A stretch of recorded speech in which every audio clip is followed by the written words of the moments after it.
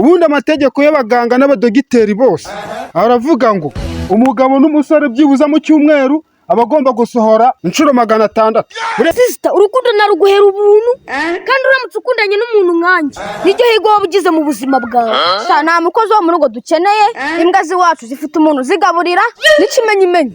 Iwacu nta muntu usa nkaho yahakata, ariko mbanza mboneraga muri bayinecu utarambona mu maso. Njye nitwa Rutambi Kavumbi, umusore ukundwa n'abakobwa benshi, nikubona nakwikundiye ndashaka ngo twibere inshuti. Njye simba inshuti n'imbwa zo ku muhanda.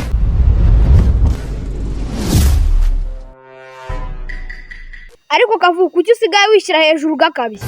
Icyo nicyo kikwereka nyine ko nkubiye. Shake ko nsigaye nkureba ukanera iseseme. Ahantu hose urigira uwa mbere. Nta kintu na kimwe ndabona. Wowe Kavumbi utigize ndabizi. Rwanda te uzahera ingoma umanuke Musanze. Ubwo burere bwose uzanyuramo uzasanga Kavumbi ndi uwa mbere. Icyambere naho nanyanga inkumi zibure guhindukira n'ikimenyimenyi ahantu hose. Mu bakundana n'abashakanye ninjye cyitegererezo cyabo. Ate shaka vu uneye isesemi haha nshaka kugutekereza ngiye kurya bikananira.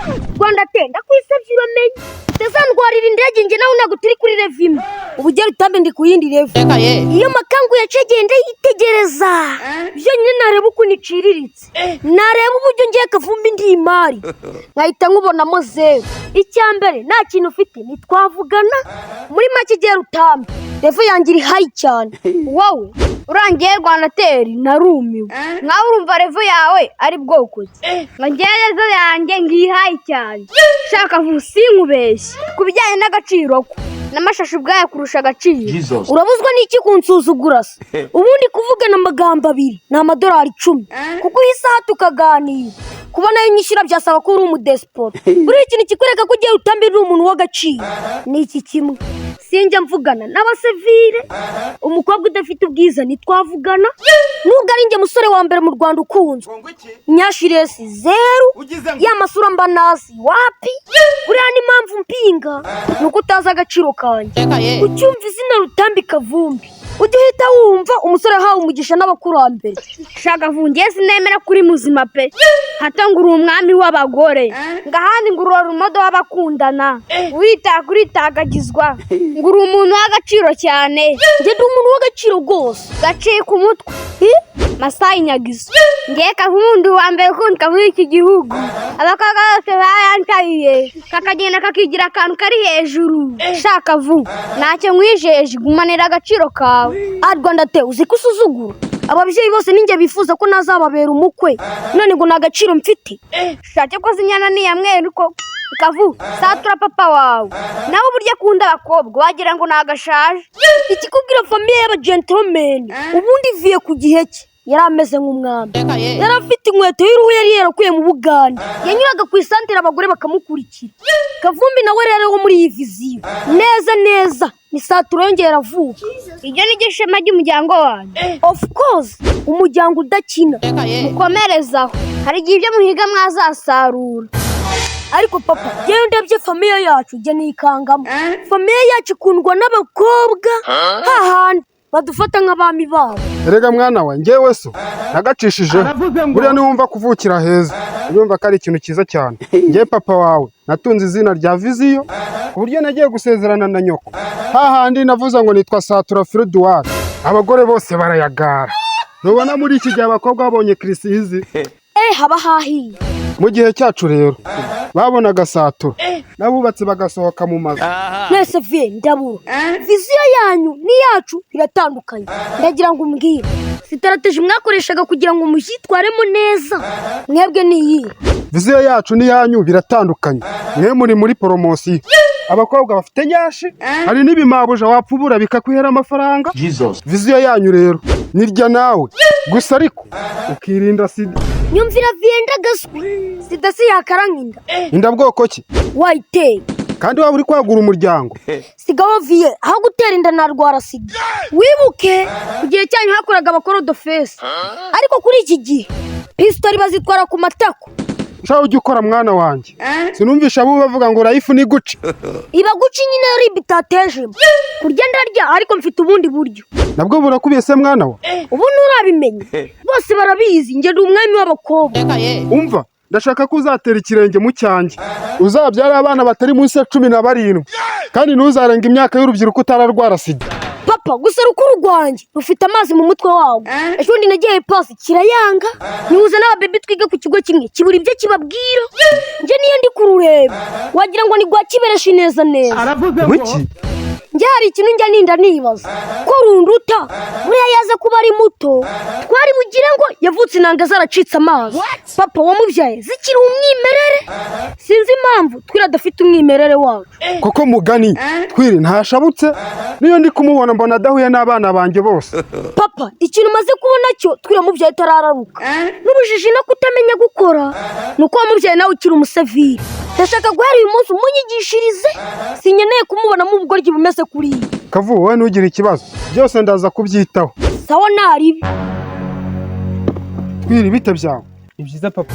Murumuna wawe warakundegeye mu kanya none ndi kwibaza nikuraho amanota ko nabyaye nabi cyangwa nizere kuri bujya kwisubira. Papa ariko sinzi ikintu nakoze, imirimo yose nayikoze, ibyatsi by'amatungo nabishatse no guteka numva natetse ahubwo Kavumbi yagiye. Ahubwo papa mfite ikibazo nsigaye nkora imirimo njyenyene Kavumbi yagiye mu bakobwa. Ziba utamvugira umwana nabi aho kibera ikivamvari aho cyamwisunze ngo mujyane ngo rukora imirimo rwonyine. iyo mirimo hari wayigutumye. Ese papa urashaka ko najya mu bakobwa? Abakobwa niwo muti w'abagabo. ubundi amategeko y'abaganga n'abadogiteri bose aravuga ngo umugabo n'umusore byibuza mu cyumweru abagomba gusohora inshuro 600. buriya niyo mpamvu nabonye wibagirwa cyane uri ikivamvari. wowe nabonye nta buzima wifitiye wakabaye ufite nk'umugore ufite imyaka 60 mu bantu warabaye nk'umugabo we. Papa je byose nabikora pe. itegeko rihari rero niri Kavumbi atsimbura nawe utsimbura kandi ibyo akoze nawe ubikora. niba ari inkumi nawe ufata umugore ku buryo nzageraho nkajya nk'icupa rikamanuka nakicara mu bandi bagabo nanjye nkavuga ko nabyaye neza.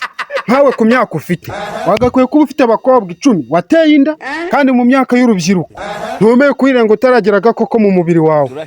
Papa nari biriko biragoye no mu gihe wungutse ikirangamirwa ukaburaho ukibomorera ukwiye kuhita uhamagara umubyeyi ukunda abana be satura Fruduwari nkahita nkwereza ya shambura ako kanya. ubu tuvugana sanga Kavumbi hararuguru kuri santere kandi ntabona mutaha ubusa. bugarutse hano mujye mutaha bitinze we nanjye mba nshaka kwifayiza. sawa nta kibazo papa. Rudakuba niba ari famiye itangaje nabonye niyo kwa Satura. Fruduwari se yego man byagenze gute? man ira famiye ku bintu by'uburayi wagira ngo ni gakondo yabo. yes ariko inyana ni yamwe nubona Satura uriyubona ubundi w'abana bamubaraho bashobora kuba bagira muri 40. nakuriye turi abaturanyi babo ushatse ni wamutuka kuko ushobora kwishuka ukamutuka kera kabaye nawe ugasanga uri umwe mu bana be. sinaba umwana we ubundi uri umwana wa Satura wahita ubyibwira. icyambere wakura ukunda abakobwa n'abagore aho umukobwa ari nawe niho wazajya ubarizwa. reka sinabonye twira adakunda ibyo bintu. iriya ni imyaka y'ubukuru hari igihe buriya nawe azeru. sha twira ni umwana mwiza pe maze no ku ishuri hari umukobwa wamwandikiye aramurega. reka nanone ubwo ni ububwa akaboga kakwibunzaho nawe ukirukira kurega ubwo si ubwo ni ubutwari. Sarisa mu gitondo ujya gufata 8 kwa Satura aho uri kwerekeza nahumvisha. reka nigende ruburanzanye ariko sha nubwo tuba twijijisha ariko abakobwa ni beza pe. reba sharwa Mariya go kumugezi nsigaye ndureba we ana we ariko ubundi Rudakuba ubundi amabuna bamiki nsigaye nyabona umutima ukatuncika ukagaruka nka nyuma y'amasaha 7 wari wigiriye kuri uwo muziranenge sha. oya ariko nanone ntago ndi umwana wa Satura. ariko Kavunge nsigaye nkureba ukantera ubwoba kuko nsigaye ndeba ukuntu ukunda abagore sha nkagira amakenga pe. neva nta bintu by'amakenga kandi ku bintu byo gutanga pasi njye rutambinda umuvolonteri. oya si ibyo ndi kuvuga wibagiwe ko kujya mu bagore wabyanduriramo indwara nyinshi zitandukanye.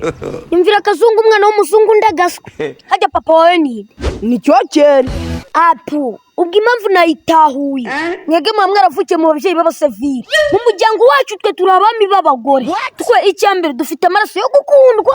umwari mwiza wese aturutse kure azabaza umuryango wo kwa Fruduwari ngaho niba umuryango wanyu ukundwa atera turi umukobwa turebe. reka mbanza kiramo bayinacura zanjye ndaje nkwereke. ubundi nubona mfite akagurudu kanjye ujye umenya ko aho ngaho mba nabaye misita byose. kuko batwaramo abana igikoma. shazi batwakumvisha kambanze ngende. aka Rutambi Kavumbi, Mr. Romantic, Mr. Beautiful Day. Sister, urukundo naruguhera ubuntu kandi uramutse ukundanye n'umuntu nkanjye nijyo higo wabugize mu buzima bwawe. Nta mukozi wo mu rugo dukeneye, imbwa ziwacu zifite umuntu zigaburira n'ikimenyimenyi. Iwacu nta muntu usa nkaho yahakata, ariko mbanza mboneraga muri bayinecu utarambona mu maso. Njye nitwa Rutambi Kavumbi, umusore ukundwa n'abakobwa benshi, nikubona nakwikundiye ndashaka ngo twibere inshuti. Njye simba inshuti n'imbwa zo ku muhanda. Umwami w'abakobwa n'inkumi komera. Kuri uyu munsi zashinze imirizo pe. Hello guys, baba content creator mumeze gute? Guys, njana kongera kubabwira ko icyanzu.com ari cyo gisubizo cyanyu mwebwe aba content creator. Uhora wibaza ngo twiri comedy kuki mfite ishusho nziza, kuki video yanjye isa neza, kuki amajwi yanjye ari hejuru. Igisubizo nta kindi, icyanzu.com. Guys, ushaka ibikoresho byose byagufasha gukora video zawe neza, na content yawe ikakundwa cyane, ikarebwa n'abantu benshi, bakayiguma paka video irangiye. Nta rindi banga. Guna mu icyanzu.com tukwereka igisubizo cyawe. Urasanga amatara meza, tripod, video making ndetse na sound maker. Guys, wowe mu content creator rero visit icyanzu wihahire.